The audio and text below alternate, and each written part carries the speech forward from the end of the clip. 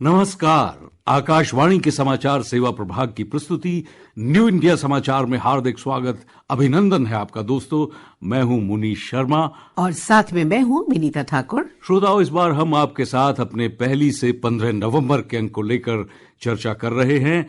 और दोस्तों, हम आपको बता दें कि इसी वर्ष लोकतंत्र का महापर्व संपन्न हुआ और 6 दशक के बाद पहला अवसर इसी वर्ष आया जब कोई सरकार लगातार तीसरी बार केंद्र की सत्ता में जन विश्वास के साथ वापस लौटी। इतना ही नहीं, इसी साल केंद्र सरकार की कई योजना, नीति, पहल और अभियान के 10 साल भी पूरे हुए हैं। इसी में स्वदेशी को बढ़ावा देने वाली वोकल फॉर लोकल की पहल, मन की बात के रूप में परिवर्तनकारी जन संवाद, मेक इन इंडिया जैसे महत्वाकांक्षी अभियान, जनधन जैसी आर्थिक समावेशन की योजना, स्वच्छ भारत मिशन जैसी व्यवहारगत परिवर्तन की पहल ने दशकीय यात्रा से मील का पत्थर हासिल किया। आजादी के आंदोलन के समय आत्मनिर्भरता की अलग जगाने वाले स्वदेशी आंदोलन की तरह ही बीते एक दशक में वोकल फॉर लोकल और मेक इन इंडिया जैसी पहल नव स्वदेशीकरण का नवोत्सव बन गया है। यही इस बार के त्योहारों के मौसम में हमारी आवरण कथा बनी है, जिस पर हम पिछले सप्ताह के कार्यक्रम में विस्तार से चर्चा कर चुके हैं। अभी बात चल रही है पत्रिका के अन्य आकर्षणों की, जिनमें कुछ की चर्चा कल के कार्यक्रम में हुई और कुछ पर होगी आज। व्यक्तित्व की कड़ी में भारत रत्न लाल कृष्ण आडवाणी, प्रधानमंत्री नरेंद्र मोदी की देश की सेना के साथ दीपावली, केंद्रीय मंत्रिमंडल के निर्णय, प्रधानमंत्री नरेंद्र मोदी के कार्यक्रम इस अंक में शामिल हैं। साथ ही इनसाइट में अयोध्या में दिवाली और बैक कवर पर प्रधानमंत्री नरेंद्र मोदी के आवास पर प्रिय गौ माता ने दिया था एक नववत्सा को जन्म, जो नन्ही दीप ज्योति की चित्रमयी प्रस्तुति के साथ विशेष रूप से शामिल है। आगे बढ़ने से पहले आइए सुनते हैं वोकल फॉर लोकल को लेकर प्रधानमंत्री नरेंद्र मोदी के विचार। जब टेक्नोलॉजी और ट्रेडिशन मिलते हैं तो क्या कमाल होता है, ये पूरी दुनिया ने G20 क्राफ्ट बाजार में भी देखा है। G20 में हिस्सा लेने के लिए जो विदेशी मेहमान आए थे, उनको भी गिफ्ट में हमने विश्वकर्मा साथियों के बनाए सामान ही भेंट में दिए। लोकल के लिए वोकल का ये समर्पण हम सभी का, पूरे देश का दायित्व है। क्यों इसमें ठंडे पड़ गए? ना मैं करूं तो क्यों ताली बजाते हो? आपको करने की बात आए तो रुक जाते हो।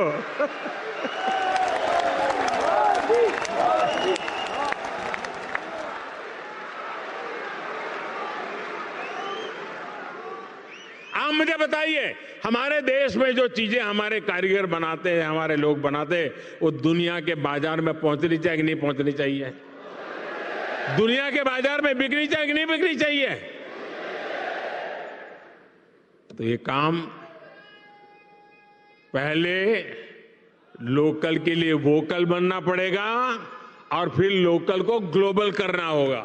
व्यक्तित्व की श्रेणी में इस बार लाल कृष्ण आडवाणी को शामिल किया गया है, जिन्होंने राजनीतिक नैतिकता में अनुकरणीय मानक स्थापित किया।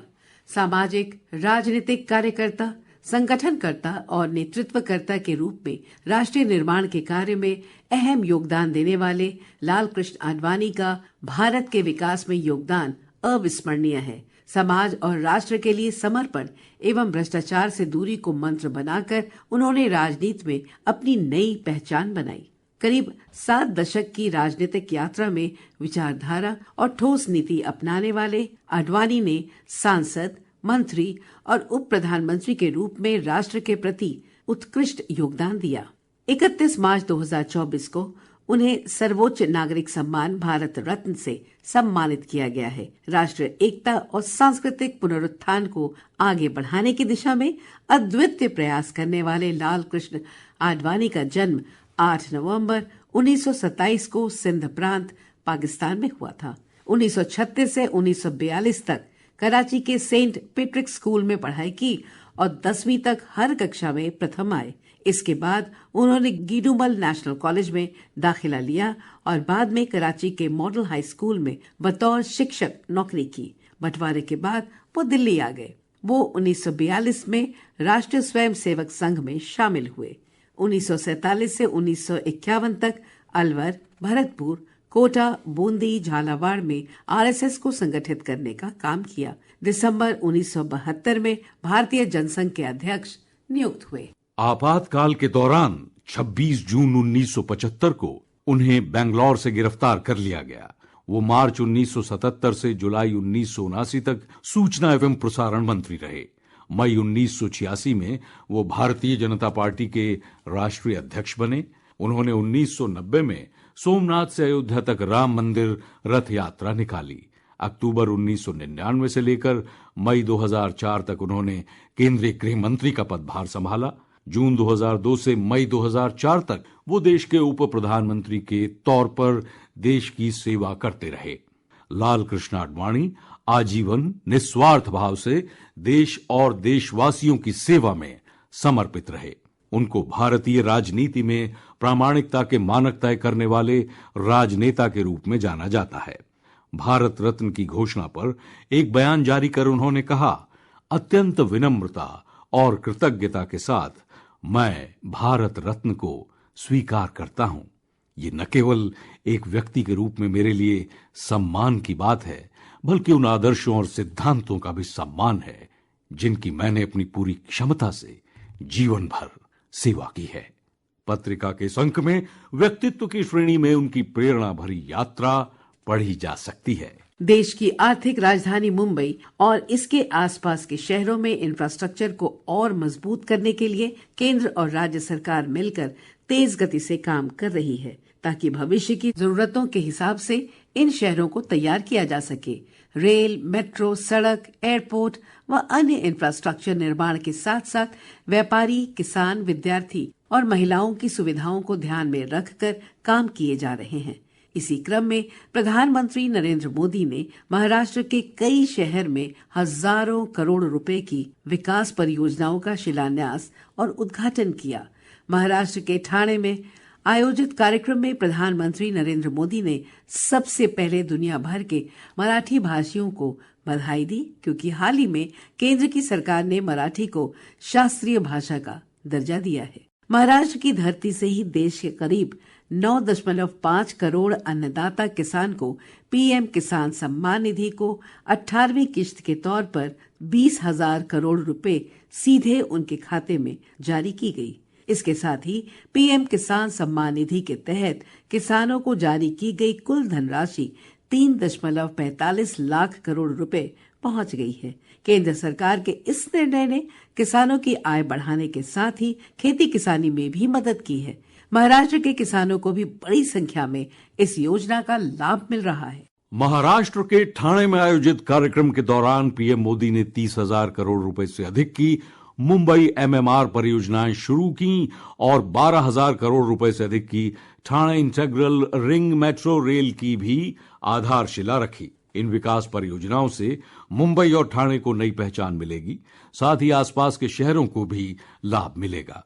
पीएम मोदी ने मुंबई के RAJVLR से BKC के लिए एक्वा मेट्रो लाइन की भी शुरुआत की, जिसका लंबे समय से मुंबई के लोग इंतजार कर रहे थे। आज हर भारतीय का उद्देश्य विकसित भारत है और इस लक्ष्य की प्राप्ति के लिए मुंबई और ठाणे जैसे शहरों को भविष्य के लिए तैयार करना आवश्यक है। पीएम मोदी ने महाराष्ट्र के वाशिम में कृषि एवं पशुपालन क्षेत्र से संबंधित लगभग 23,300 करोड़ रुपए की विभिन्न पहलों का भी शुभारंभ किया है। पौरा देवी में पीएम मोदी ने बंजारा विरासत संग्रहालय का उद्घाटन किया।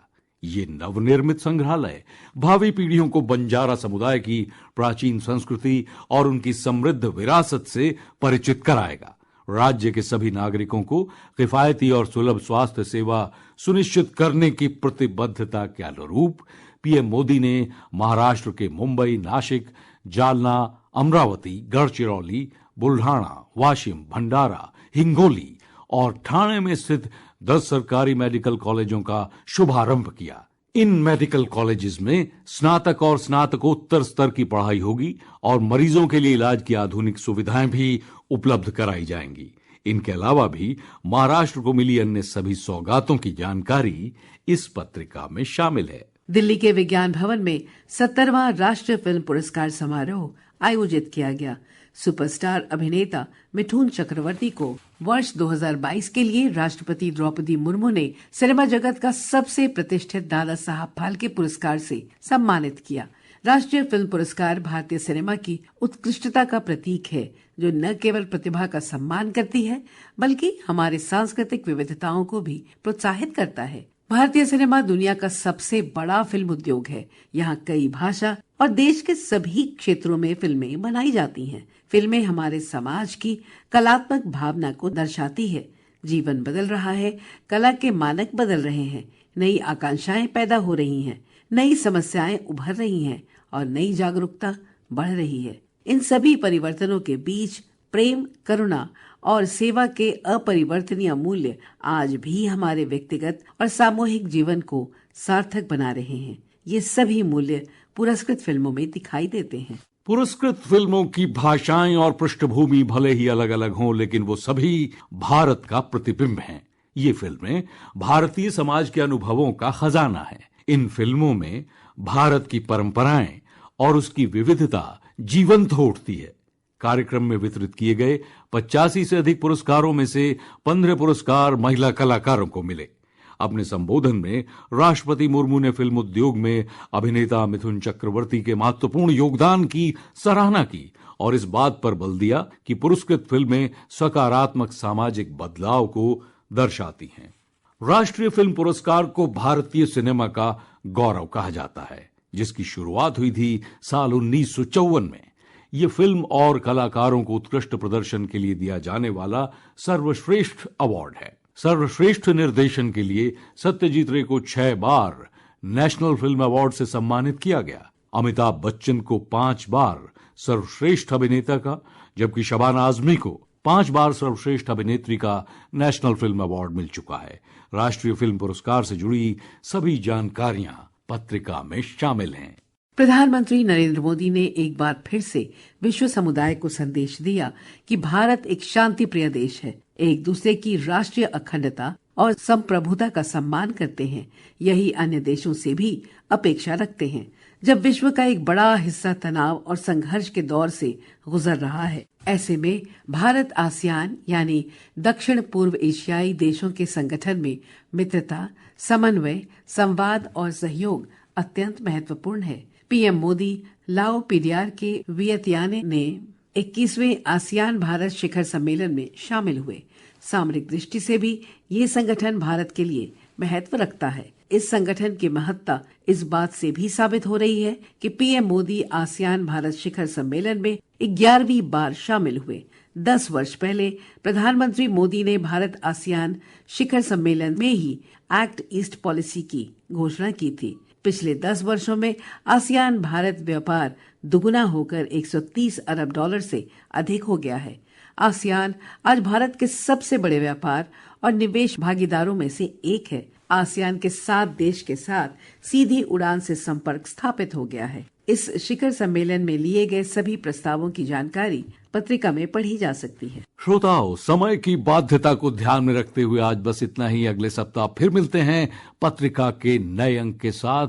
इस पाक्षिक पत्रिका की हर प्रति newindiasamaachar.pib.gov.in वेबसाइट पर उपलब्ध है, जहां आप सभी समाचारों को विस्तार से पढ़ भी सकते हैं और अगर चाहें तो डाउनलोड भी कर सकते हैं। डिजिटल और प्रिंट में यह पत्रिका देश ही नहीं बल्कि विदेशों में भी अपनी एक अलग खास पहचान बना चुकी है।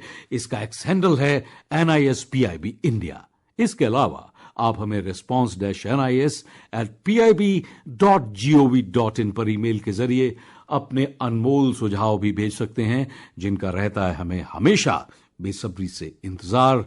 मैं हूं मुनीश शर्मा और मैं हूं विनीता ठाकुर। दीजिए आज्ञा। धन्यवाद।